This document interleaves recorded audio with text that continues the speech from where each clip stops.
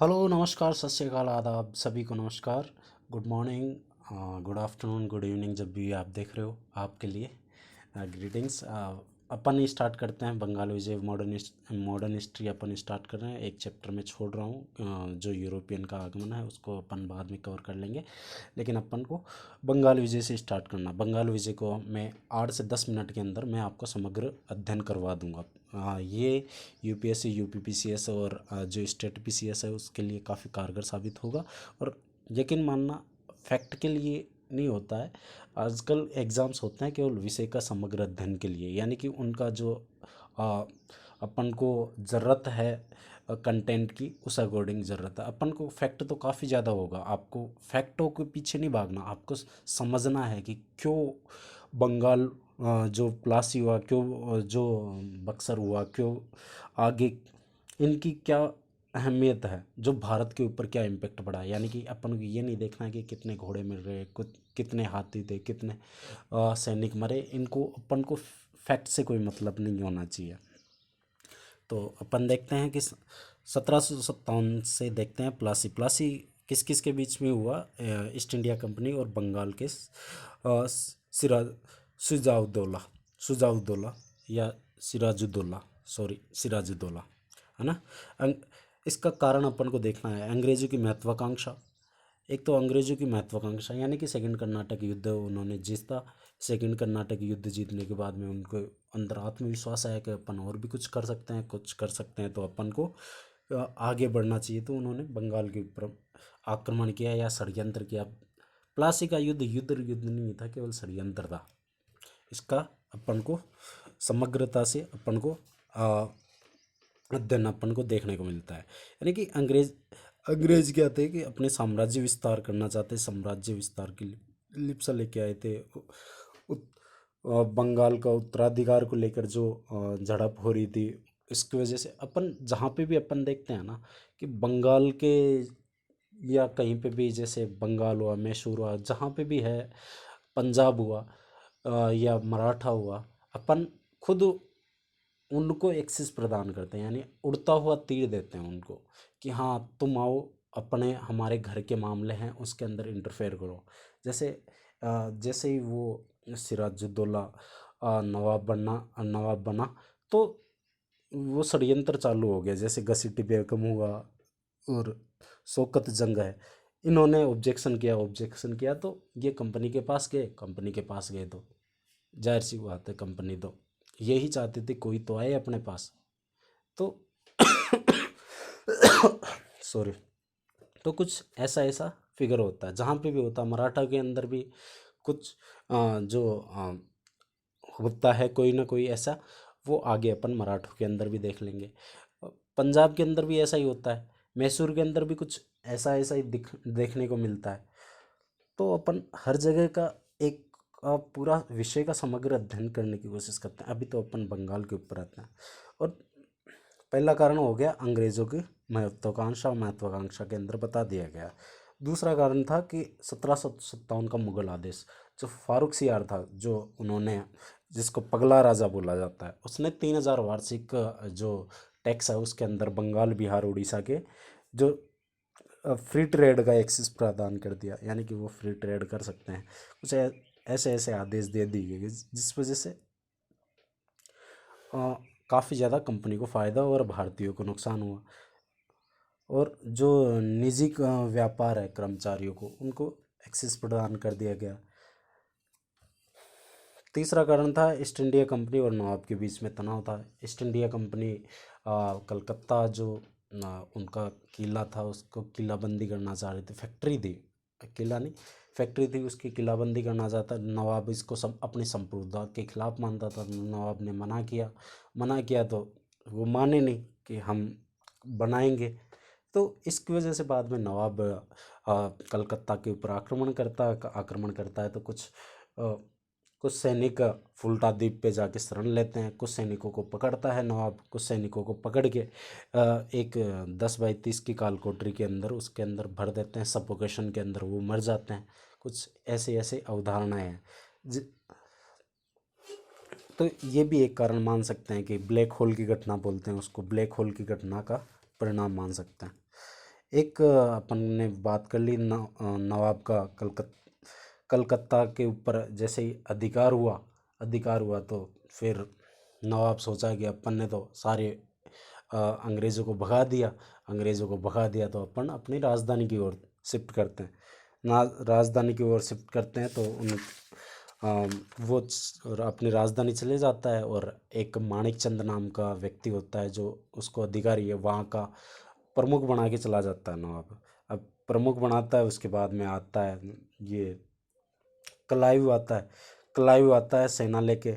Watson आता है सेना लेके आता है। तो ये होता है कि कुछ रिश्वत दे के माणिकचंद उनको इसके अंदर कलकत्ता फोर्ट के अंदर आने दिया जाता है, जिस वजह से ये नवाब को गलत सूचना पहुंचाई जाती है कि उन्होंने बहुत घातक युद्ध के अंदर अपने काफ़ी सैनिक मारे गए।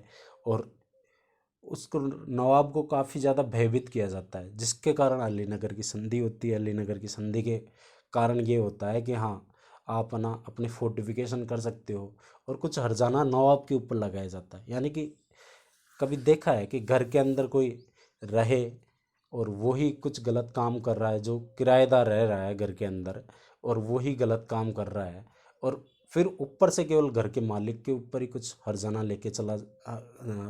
लेके रहने लग जाता है। कुछ ऐसा ऐसा ही कुछ चल रहा था। फिर कंपनी ने फिर क्या किया, धीरे धीरे वो अलीनगर की संधि होने के बाद में नवाब के कुछ खास लोगों को पकड़ती है वो कंपनी, जैसे मीर जाफ़र, खादिम खान, राय दुर्लभ, जगत सेठ, अमीर चंद, इनको पकड़ती है और इनको प्रलोभन देती है। प्रलोभन देने के बाद में इनको बोलती है कि हम आपको नवाब बना देंगे। सभी को ऐसे ऐसे बोलते हैं नवाब बना देंगे। कुछ उनको रिश्वत देती है, कुछ अपने पास कर लेती है, जिसके कारण बाद में नवाब को जो बड़े बड़े अधिकारी थे, जो नवाब के जो सेनापति था, उनको, जो मीर जाफ़र था उसको भी खरीद लेते हैं। जब प्लासी का युद्ध होता है तो नवाब को भेज दिया जाता है कि आप जाओ अपने, हम लड़ लेंगे, क्योंकि सामने केवल 3,000 की सेना थी उनके पास और इधर नवाब के पास थी 50,000 की सेना के आसपास, 50 से 1 लाख के बीच में। तो बोलते कि ये तो 3,000 ही तो है, इनसे तो अपन निपट लेंगे, आप जाओ, आप रेस्ट करो वहाँ पे जाके। और फिर कोई उनके ईस्ट इंडिया कंपनी वाले के 10-20 सैनिक मारे गए थे। इधर से सारे की सारी सेना सरेंडर कर देती है। जो नवाब के कुछ विश्वास पात्र थे, मीर मदान या मीर मोहन जो भी थे, वो वो कुछ लड़ाई करते हैं, उनको मार दिया जाता है। फिर नवाब को वहाँ पे जो मीर जाफ़र का पुत्र होता है, जो वहाँ पे जैसे ही नवाब पहुँचता है अपने वहाँ पे राजमहल के अंदर, तो छिप के मार दिया जाता है नवाब को भी। ये स्टोरी टाइप में मैं बताने की कोशिश कर रहा हूँ, आप देखना। अब अंग्रेज़ सफल क्यों हुए, इसका कारण क्या है? अंग्रेज़ सफल होने के कारण है एक तो योग्य नेतृत्व। अंग्रेज़ काफ़ी ज़्यादा योग्य नेतृत्व, महत्तर रणनीति, यानी कि 72 रणनीति, काफ़ी अच्छी रणनीति थी। नौसेना श्रेष्ठ थी, तभी तो कलकत्ता के ऊपर आक्रमण, कलकत्ता के जो उनकी फैक्ट्री थी उसके ऊपर आक्रमण किया और 2 से 5 दिन के अंदर सेना आके जीत लेती है। नवाब का अदूरदर्शी नवाब क्या था कि उतना दूरदर्शी नहीं था, और भ्रष्टाचार, माणिकचंद ने भ्रष्टाचार किया, इसी वजह से काफ़ी ज़्यादा वो कैजुअलिटी उठानी पड़ी। राजनीतिक एकता नहीं थी, राष्ट्रीय चेतना का अभाव था। ये अपन 4-5 पॉइंट अपन को देखना है, हर जगह देखना है अपन को। प्लासी युद्ध का परिणाम थे राजनीतिक, आर्थिक और अन्य। आर्थिक परिणामों के अंदर देखते हैं कि 24 परगना की ज़मीन उनको दी जाती है कि आप 24 परगना ज़मीन रखो। 24 परगना काफ़ी ज़्यादा होती है, आप देखना कभी एक परगना मतलब कितना होता है, आप कुछ थोड़ा बहुत सर्च और करना। और एक जो युद्ध का हर्जाना वसूल किया जाता है, जो नया नवाब बनता है, यानी कि जो सिराजुद्दौला के बाद में कौन बनता है, मीर जाफ़र बनता है। मीर जाफ़र से हर्जाना लिया जाता है और 24 परगना ज़मीन देते हैं वो। अब और कंपनी के कर्मचारी उपहार और हर्जाना ले सकते हैं। और एक दस्तक, कर्मचारियों को भी दस्तक की सुविधाएं दी गई। पहले तो जो वहाँ की जो पगला राजा था उसने कंपनी को दी थी, अब यहाँ पे कंपनी प्लस कंपनी के कर्मचारियों को भी मिल गई। यानी कि यहाँ पे जो दस्तक का जो एरिया था वो ब्रॉड हो चुका है। राजनीतिक परिणाम क्या हुआ? राजनीतिक परिणाम के अंदर अपन देखते हैं पूर्वी भारत में कंपनी की पहचान एक राजनीतिक कंपनी के तौर पे हुई। बंगाल में प्रशासन पर प्रत्यक्ष तौर पर नियंत्रण हो गया। प्लासी की लड़ाई के बाद मीर जाफर को नवाब बनाया ही है, ये अपन को पता है। कंपनी की महत्वाकांक्षा और बढ़ी। सेकंड कर्नाटक युद्ध में कंपनी की सफलता का कारण बनी। 1757 से 1760 के बीच में मीर जाफ़र नवाब होता है। मीर जाफ़र नवाब होता है। उसके बाद में जब जब तक वो नवाब उनको कंपनी को पैसा वगैरह देता रहता है, उपहार देता रहता है, तब तक तो उसको रखते हैं, बाद में उसको उठा के फेंक देते हैं। और 1760 के अंदर मीर जाफ़र को मीर कासिम को जो नवाब बनाते हैं। मीर जाफ़र की जगह मीर कासिम को नवाब बना देते हैं। फिर जब जैसे ही मीर कासिम आया, उसने मिदनापुर चटगांव की जो वो ज़मीनें दे दी गई कि आप ना यहाँ पे रहिए। यानी कि पहले तो उनको वहाँ पे 24 परगना मिल गए थे, यहाँ पे मिदनापुर चटगांव मिल गया। यानी कि धीरे धीरे उनका एरिया भी बढ़ रहा है और वहाँ से वो टैक्स कलेक्ट कर सकते हैं। सॉरी। फिर वापस से जैसे मीर कासिम क्या है कि कुछ कार्य करता है, जैसे अपनी राजधानी को मुर्शिदाबाद से मुंगेर शिफ्ट करता है। यानी कि मुर्शिदाबाद एक कोस्टल स्टेट है। कोस्टल यानी कि जो कोस्टल बाउंड्री है उसके टच होता है, और वो क्या है कि अंदर की तरफ शिफ्ट कर देता है। यानी कि राजधानी को यहाँ से अ, यानी कि अपन देख सकते हैं, मैं ये यहाँ पे सी है और यहाँ पे है मुर्शिदाबाद। अब यहाँ से शिफ्ट करके यहाँ पे ले आता है। यानी कि अपन देख सकते हैं कि बीच के अंदर लाने के, सेंटर के अंदर लाने का प्रयास करता है। सेंटर के अंदर लाने का प्रयास करता है मीर कासिम। तो जिसकी वजह से कंपनी को फटका लगता है कि यार ये तो वहाँ पे लेके चला जाएगा तो अपने गिरफ्त में नहीं आएगा। फिर क्या करता है मीर कासिम, क्या है कि तोप खाना, बंदूक खाना का इनकी स्थापना करता है। यानी कि ये कंपनी के ऊपर कंपनी को ये शो करने की कोशिश करता है कि हाँ हम संप्रभु हैं, हमारे ऊपर किसी का कोई नियंत्रण नहीं है। लेकिन कंपनी ये बोलती थी कि आपके ऊपर हमारा नियंत्रण है, हमने आपको नवाब बनाया। यानी कि नवाब बनाया तो हम बड़े। अब नवाब ये देखता है कि मैं कुर्सी पे बैठा हूँ तो मैं बड़ा। तो इसी का परिणाम होता है कि बाद में कंपनी मीर कासिम को उठा के मीर जाफ़र को बना देते हैं। यानी कि जो पुराना वाला जो मीर मीर जाफ़र था पहले, फिर मीर कासिम बना, फिर से मीर जाफ़र को बना देते हैं नवाब। अब अब इसी का परिणाम होता है बक्सर। यानी कि ये अब जिसको सत्ता का लोभ पड़ जाता है, फिर वो देखता है कि यार मेरे को वापस से सत्ता मिलनी चाहिए। वापस से सत्ता मिलती है तो वो भागा भागा पहुंचता है इलाहाबाद, अवध, सॉरी, अवध पहुंचता है। अवध पहुंचता है तो अवध के नवाब था सुजाउद्दौला।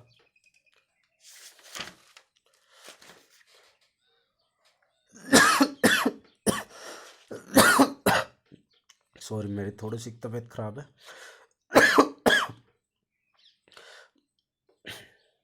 अब बक्सर का युद्ध का परिणाम होता है कि नहीं, बक्सर का युद्ध का कारण बनता है कि यानी कि मैंने अभी आपको बताया कि जो मीर कासिम है उसको हटा दिया जाता है कंपनी के द्वारा, तो वो भगा भगा पहुंचता है अवध। अवध का जो नवाब होता है सुजाउद्दौला होता है, सुजाउद्दौला के पास में चिल करने के लिए मुगल बादशाह शाह आलम सेकंड भी आया हुआ होता है। तो वो जाके बोलता है कि शाह आलम साहब मेरे साथ तो बहुत अन्याय हो गया, मेरे को उठा के पहले तो नवाब बना दिया, नवाब बनाने के बाद में मेरे से ही वो हटा दिया। फिर ये इन्होंने तीनों ने गठजोड़ किया और इन्होंने आक्रमण किया। तीनों ने आक्रमण किया ईस्ट इंडिया कंपनी के ऊपर। ईस्ट इंडिया कंपनी के ऊपर यानी कि बंगाल के ऊपर आक्रमण किया। उस टाइम था हेक्टर मुंडो, यानी कि 3 को हराया हेक्टर मुंडो। यानी बक्सर का युद्ध। पहले अपन देख रहे थे कि केवल प्लासी को वो षड्यंत्र मान रहे थे। इसके बाद में बक्सर को अपन देखते हैं तो बक्सर काफ़ी ज़्यादा वो राजनीतिक श्रेष्ठता का परिणाम निकलता है कि कंपनी एक राजनीतिक कंपनी के तौर पे स्थापित हो जाती है। यानी कि अब ईस्ट इंडिया कंपनी ने युद्ध जीत लिया, उसके बाद में युद्ध जीतते हैं तो संधियाँ होती है, तो याद रखना संधियाँ कहाँ होती है, हारने वाले की जगह पे। यानी कि हारा कौन, अवध ने आक्रमण किया था। यानी कि मान सकते हैं क्योंकि मीर कासिम भी बाहर का था और इधर से शाह आलम सेकंड भी बाहर से आया था, यानी कि अवध ने मिल के आक्रमण किया था। अवध अवध की राजधानी अ, इलाहाबाद थी। इलाहाबाद थी तो वहाँ पे पहुँचे, यानी कि वहाँ पे हारने वाले की जगह संधि होती है। तो इलाहाबाद की संधि दो दो जनों से हुई, एक तो मुगल बादशाह शाह आलम सेकंड से हुई, एक अवध से हुई। तो अपन देखते हैं पहले तो अवध के साथ क्या हुआ।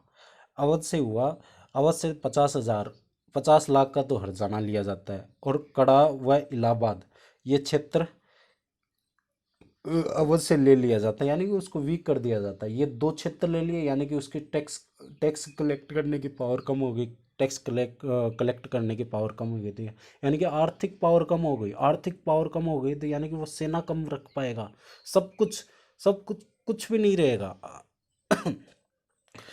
और बाद में अवध को क्या है कि बफर स्टेट के तौर पे सुरक्षा सुरक्षा का अंग्रेज़ों ने लिया कि हम माना तुम्हारी सुरक्षा करेंगे, तुम्हारी सुरक्षा करेंगे तो कड़ा और इलाहाबाद ले लेते हैं। यहाँ से हम टैक्स कलेक्ट करेंगे, टैक्स कलेक्ट करेंगे तो सेना बनाएंगे, सेना बनाएंगे तो अवध का अवध को प्रोटेक्शन देंगे। लेकिन अवध को प्रोटेक्शन थोड़ी दे रहे थे, अवध को नहीं, अवध की जगह एक सेना की टुकड़ी रखना चाहते थे ताकि आसपास के क्षेत्र को कब्जा करना चाहे। अब अवध का पैसा होगा और अवध से ही वो पैसा कलेक्ट करके आसपास का क्षेत्र जीतेंगे। बंगाल का पैसा होगा, बंगाल से अब अवध के क्षेत्र को जीत लिया उन्होंने, बंगाल के पैसे से तो अवध का जीता, अब अवध और बंगाल के पैसे से बाकी का क्षेत्र जीतेंगे ये। अब चौथा काम क्या हुआ, कंपनी के कर्मचारी को व्यापारिक सुविधा दी गई, व्यापारिक सुविधा मिल गई। अब दूसरी इलाहाबाद की संधि कहाँ किससे हुई, मुगल बादशाह से हुई। मुगल बादशाह कौन था, शाह आलम सेकेंड। उसको ऊपर उसको 26 लाख वार्षिक पेंशन दी गई, वार्षिक पेंशन दी गई। और जो अवध से कड़ा और इलाहाबाद लिया गया था वो उसको दे दिया। मुगल बादशाह को कहा कि अब आप बादशाह पूरे भारत के नहीं हो, आप केवल इतनी से एक जगह करो, आपको यहीं पे आपका हुक्का पानी चलता रहेगा। और मुगल बादशाह से क्या किया, बंगाल बिहार उड़ीसा के दीवानी अधिकार ले लिए। अब देखो कितना बड़ा, धीरे धीरे वो अपना परचेजिंग पावर यानी कि क्षेत्र बढ़ा रहे हैं।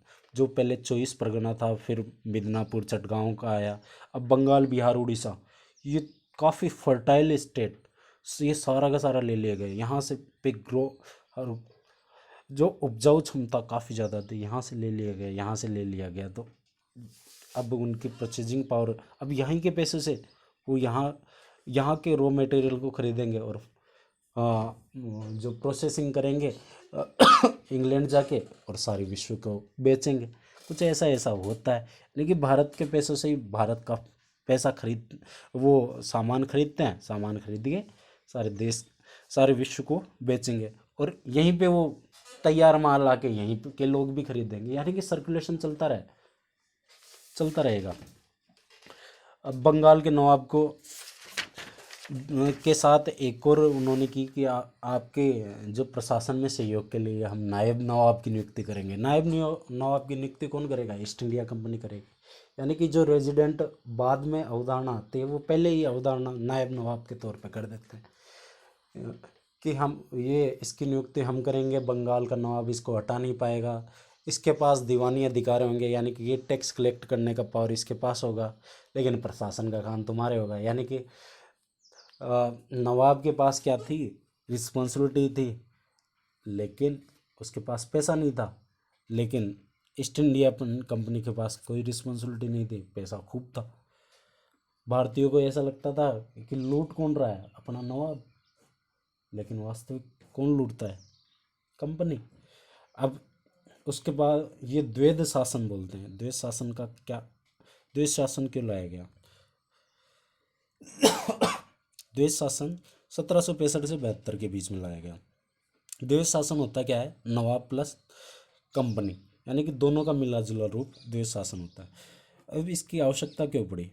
इसका आवश्यकता इसलिए पड़ी कि है ना, कंपनी अपने पास नहीं रख सकती थी, क्योंकि उनको भारतीय परिस्थितियों का उतना अनुभव नहीं था। भारतीय परिस्थितियों का इतना अनुभव नहीं होने के कारण वो इसके प्रशासनिक ढांचा को काफ़ी कॉम्प्लेक्स होता है, तो वो उससे मुक्त रहना चाहते थे। उसका मेन लक्ष्य था अपन को धन अर्जन करना है, तो वो उसमें सफल हो गई। अब द्वैध शासन की नीति क्यों? एक तो मैंने बता ही दिया कि कंपनी का मेन लक्ष्य था धन अर्जन करना।